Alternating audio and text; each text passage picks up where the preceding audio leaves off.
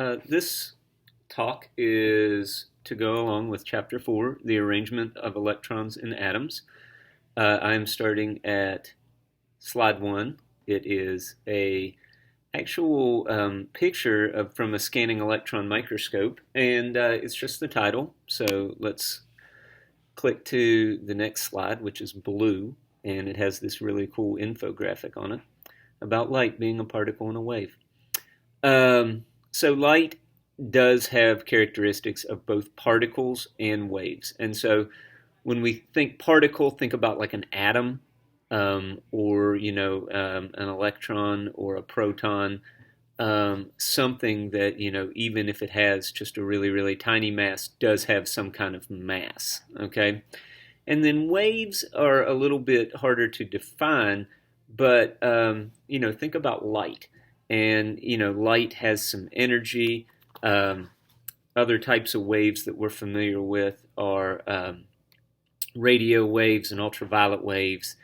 Here, switching to the third slide, you're going to see all of the different electromagnetic spectrum, and up there, the forms that have the most energy are gamma rays and then X-rays. If you've ever had a broken bone, you've had an X-ray, or maybe just at the dentist they've taken an X-ray, and that radiation penetrates solid things, and that's we can look inside things. They can go through your skin to look at your bones, or your teeth in different angles. Then you have ultraviolet radiation, and then a very narrow band of visible light. And every color that we see is on that very little narrow band.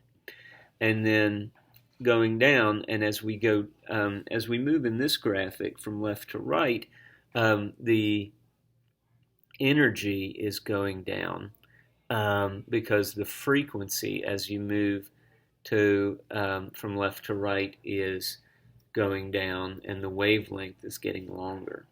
And so after visible light, we have infrared that can be used to warm things, like infrared radiation can be used, lamps are used for warming things, sometimes even like food. But I think more interesting is, dogs and other predatory animals can see in the infrared spectrum. And so they don't see colors as well as we do. But, when they go out to hunt sort of at night, often they can see kind of a heat signature where we can't see that.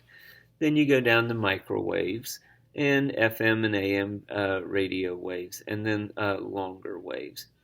When we think about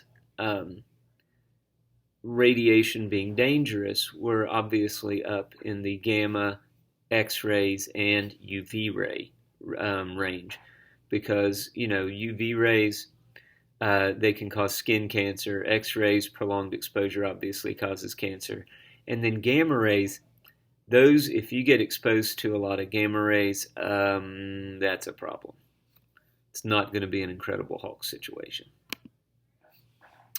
We can define light as a wave by describing the frequency and the wavelength, and I'm on the next slide. It's a blue slide.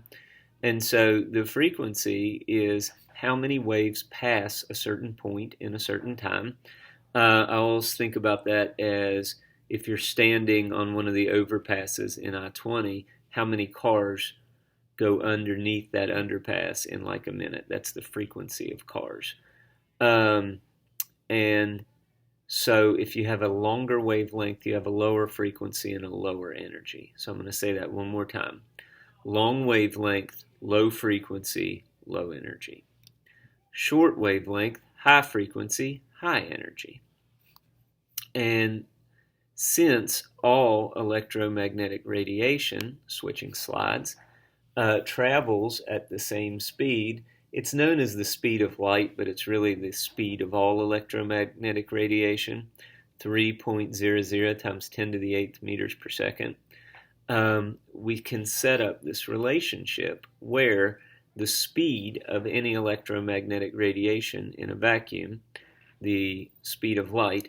And when we're, that famous equation from Einstein, E equals mc squared, the c is the speed of light, but it's really the speed of radio waves. It's the speed of microwaves in a vacuum.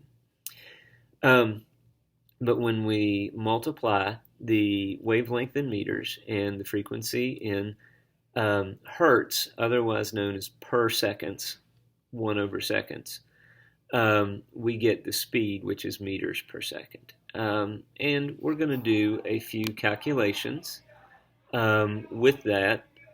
And this, I'm on the next slide. It's a black background, and it just kind of illustrates what I was saying about as the frequency increases, the wavelength shortens and the energy increases. So now I'm going to stop this talk for a moment and switch to the next video where I show you how to do a few problems, and then you can go and do the sets of problems on slide 7 and slide 8.